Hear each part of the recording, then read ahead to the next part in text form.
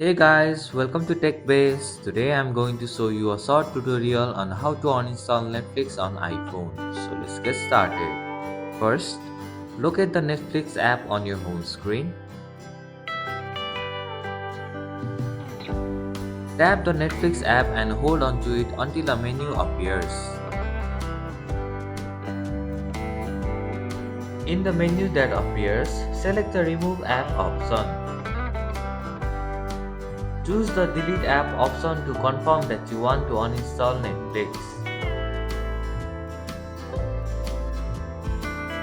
Finally, tap on the Delete option and now Netflix will be uninstalled from your device.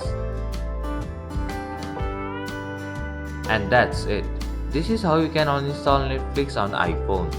Thank you for watching TechBase. I hope this video was helpful. If it was, then hit the like button and comment down if you have any questions or feedback. Also, if you are new to our channel, please subscribe and hit the bell icon so that you won't miss our upcoming videos.